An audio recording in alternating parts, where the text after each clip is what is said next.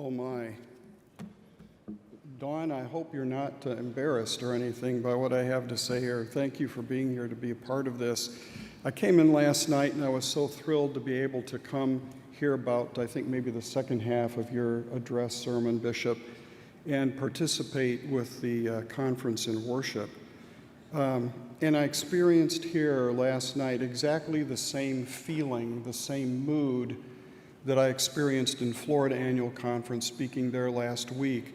Exuberant joy, I think is the way I would put it. I'm just so honored to be here with you over the course of these days. Thank you for that invitation, Bishop. As I look down the road, I simply want to say I see a future filled with hope and exuberant joy, and I believe you do too.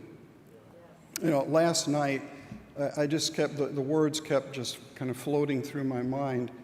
There's a sweet, sweet spirit in this place, and I know that it's the Spirit of the Lord. And that's what I'm feeling, not just here, but in many other conferences across the country.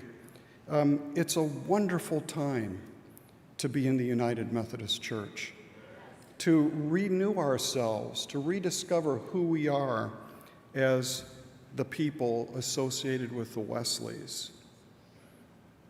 It's a time, I think, for us to fall again in love for the first time.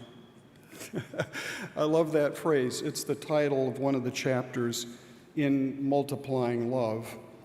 And I want you to know right up front here, I love Jesus, and I love the church, and I know all will be well. I've been reminded so many times over these past weeks of Dag Hammarskjöld's wonderful prayer. It's traveled with me for many years. For all that has been, thanks. For all that is to come, yes. I'd like for you to repeat those phrases after me. For all that has been, thanks. For all that has been, thanks. For all that is to come, yes. For all that is to come, yes. Now, it won't surprise you at all to learn that the theme that I've taken, kind of a sub-theme of the general theme of Renew here, is journeys. And I'm going to share with you over the course of our time together 3 different journeys that I think are absolutely central to who we are as the people called Methodist. And I'm absolutely thrilled to be able to share the final session of that with my dear friend Michael Beck. I don't think Michael's arrived yet. I think he's in West Virginia, our conference today. He is here. Yeah, well, I hope, Michael, if you're out there, we'll get a meal together before we speak in another day. But we really look forward to that, and we've been great friends for quite some time.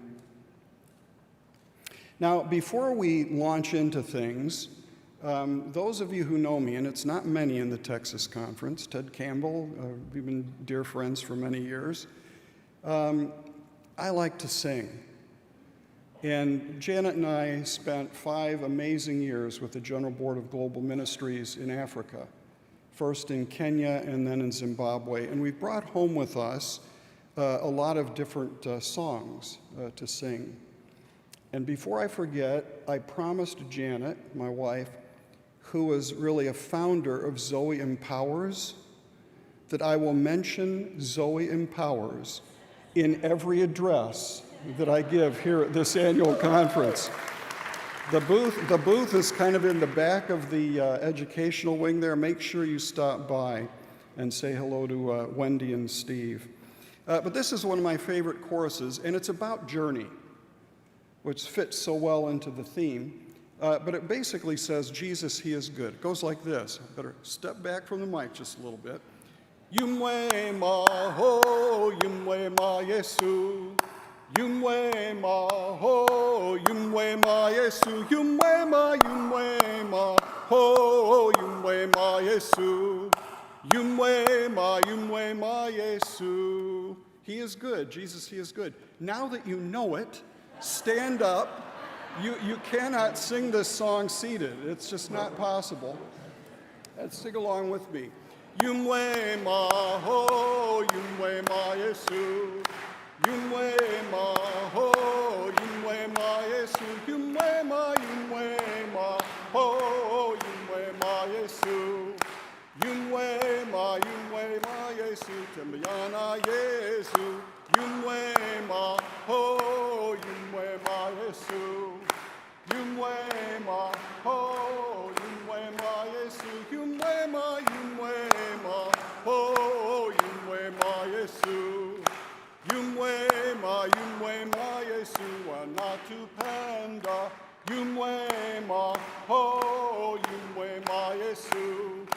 Yumwe ma ho, yumwe ma Yesu. Yumwe ma ho, yumwe ma Yesu. Yumwe ma Yesu. Thank you. Have a seat. He is good. Jesus is good. And that's why we're here. That's the fundamental reason why we're all gathered here together. I want my life to be filled with joy and peace and love. I pray you do too. I see these qualities in Jesus, and I've seen them in so many other people over the years, so I know this is possible. The question is, how do we find a way toward such a life, both as individuals and as a community of faith? Because it's both an individual, a personal question, and a question for this conference. I believe that God is stirring up active faith in the United Methodist Church today. There's nothing new in this because we're the spiritual heirs of John and Charles Wesley. And our founders insisted that faith must be translated into action. This is one of the golden threads that runs through our tradition from its origins to this very morning. This rediscovery of active faith includes a renewed sense of hope and joy. Just from being here last night, as I said, I have a pretty clear sense that you're in this, you're with this, you're caught up in this. All day long, God is at work for good in this world.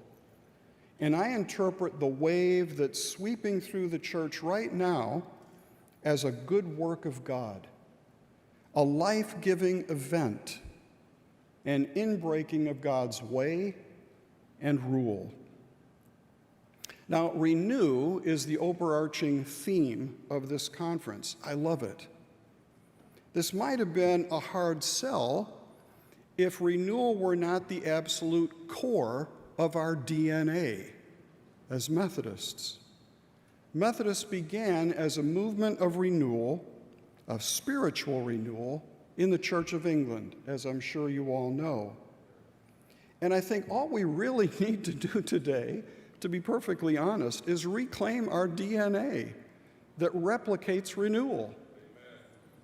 In earliest Methodism, just as in the birth of the way under Jesus, this involves, I think, at least 3 journeys.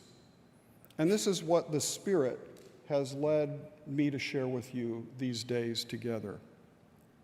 First, an upward journey to humility. Note the paradox.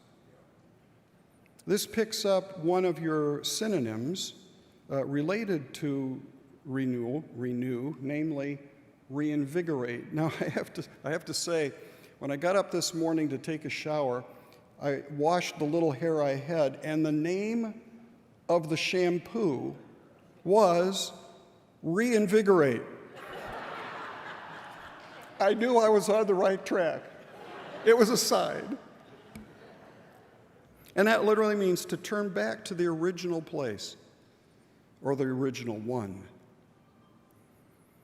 More on that in a moment. That's the theme for this morning, and in the laity section to come. Secondly, later this afternoon, we'll take a look together at the inward journey to healing. Your sub-theme, Revive, fits this best because it means to restore to health or life.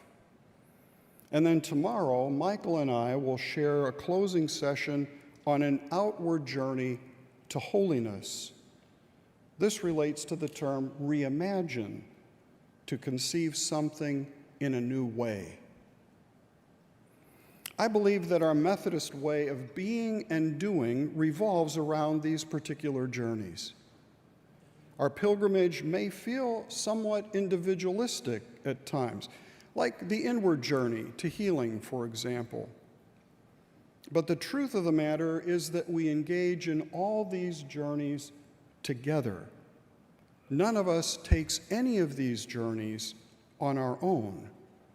The journey together is a journey in community.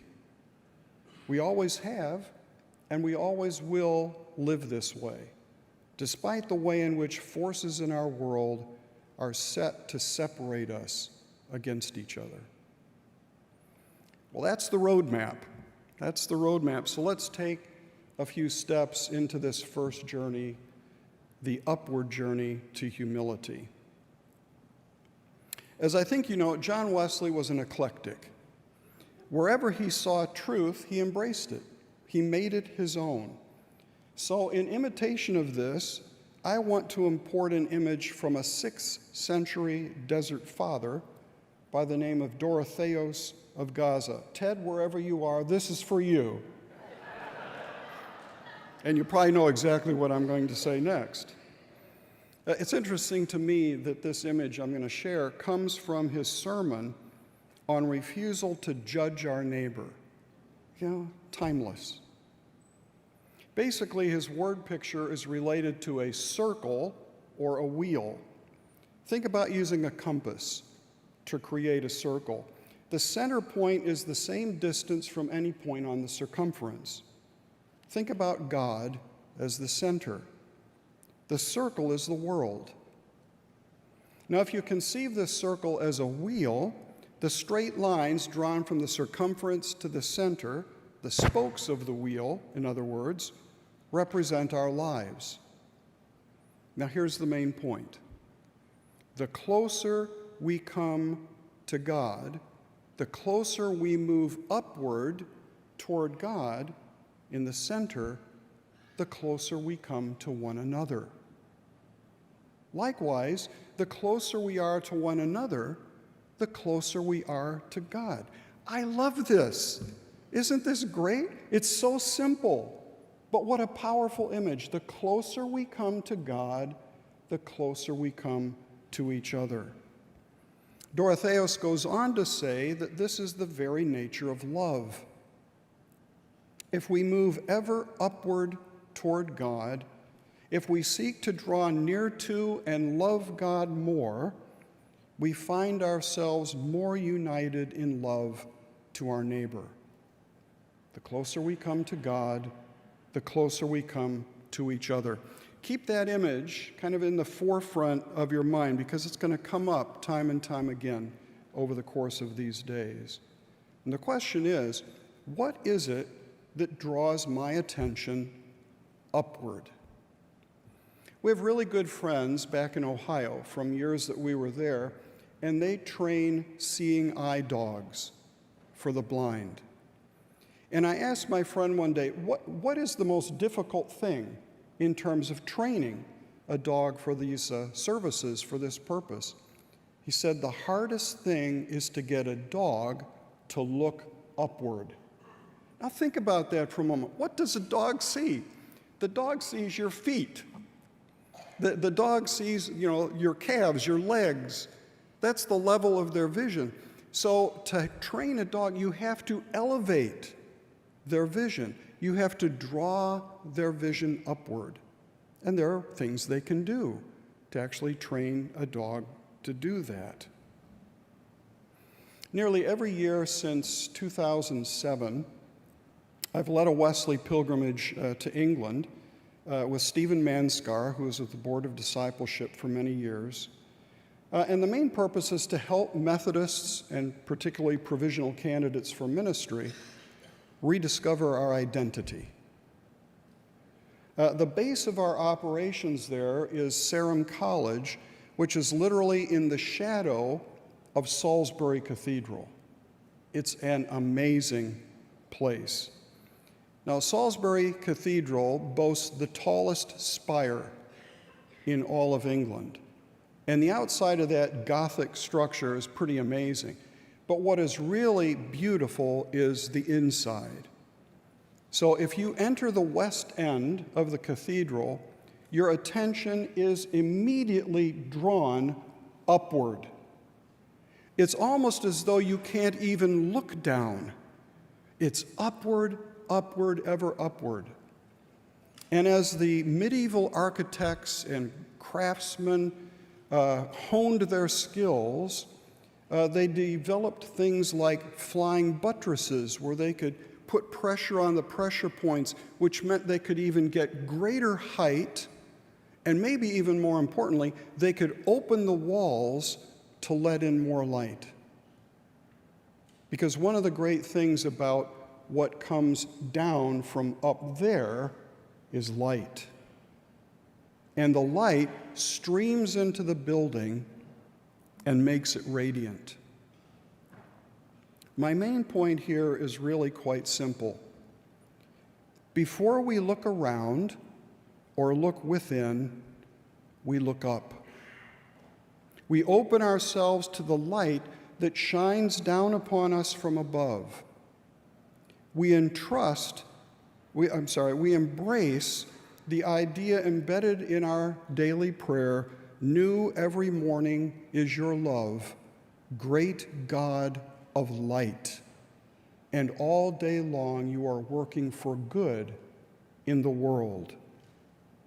Before we begin our journey inward and outward, we begin with a journey upward into the heart of God and abide in God's light. The God we come to know in this journey upward is the God revealed to us in Jesus, who did not think equality with God a thing to be grasped, but humbled himself. And that allusion to Philippians 2 reminds me of a powerful story. You know, there are some things in life that happen to us that we just can't ever forget. And this is one of those stories for me. When I was a student at Duke Divinity School, I was auditing a course on Howard Thurman. And our professor, Herb Edwards, surprised us one day. And we were sitting there in the small seminar room. It was a small group, 5 or 6 of us. The door opened, and in walked Howard Thurman. And I have to tell you, absolute truth, it was as though when Thurman walked through the door, someone turned a light switch on in the room. Thurman radiated God's love. Now, Herb started by saying, you know, "Howard, could you just share a few things about yourself?" And he said, No. I'm much more interested in learning about your students, who they are and what they're doing. So the plan shifted. And once we had introduced ourselves, I won't forget Thurman's words, because I went back to home that afternoon and typed them out. So this is pretty much a verbatim script. I'm going to read it to you. "I just can't tell you what a joy it is to meet you all," he began, "and to learn about what you're doing here together. I can tell you're all pretty sharp, and you're ready to turn the world upside down, and the Lord knows it could use that these days, and so could the church. Your professor asked me to reflect with you a little today, just from my heart, about truth. One of the main things I want to say is that truth has so much to do with your relationships in life. The posture you assume in your relationships with others is going to shape your truth. My dear, dear friends, and I mean that," he said, "the ultimate test of your truth is the humility that it inspires. The greatest test of your truth is the humility that it inspires. Friends, I can tell you that when we left that seminar room that day, each of us felt that Thurman knew us and loved us. You don't forget days like that. Humility has to do with lifting people up. Humble people relinquish the need to dominate others or to win. They don't wield their power against others. They don't weaponize truth in their own need to be right. Jesus promoted a vision of life in which we find truth by elevating others. The Wesleys had learned all this from The Imitation of Christ by Thomas à Kempis, where he demonstrates an intimate connection between grace, gratitude, thanksgiving, and humility. Gratitude and humility, in fact, go hand in hand. Did you ever stop to think that you can't express gratitude to yourself? You're a little strange if you do. When you express gratitude to others, you're demonstrating that relationships define who you are. Gratitude only happens in relationship to others. Your genuine appreciation for others, especially those who are different from you, sows the seed of humility in your life, whereas pride nurtures hostility. Humility cultivates gratitude. The only force potent enough to break down the barriers of human hostility is the power of divine humility. The humble Lord empties himself of all but love, as Charles Wesley loved to sing, and then through the power of his love proclaims peace to those who are far off, those who are different, as well as to those who are near, those of your own tribe. Humble people lift others up. They don't knock others down. This virtue of humility can only be shaped in our lives as we embrace our upward journey into the heart of God. This is the way of Jesus.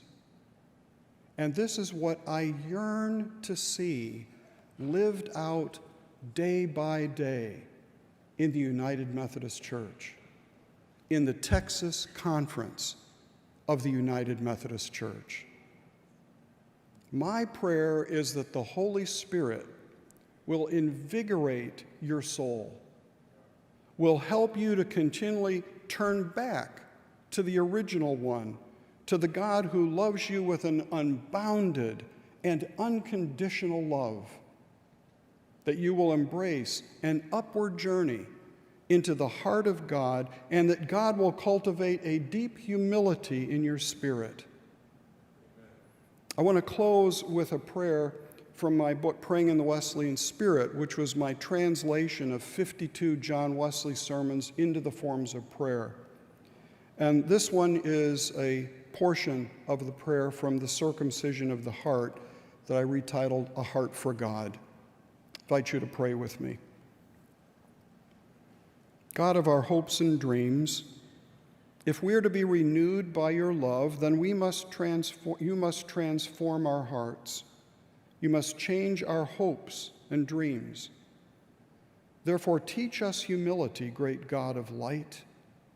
Help us to entrust our lives fully to you. Plant the seed of hope in the center of our souls, and to humility, faith, and hope add the most important thing, love. May we have no cherished hope or dream other than a loving relationship with you. And knowing we are so deeply loved, help us radiate that love to all. Amen.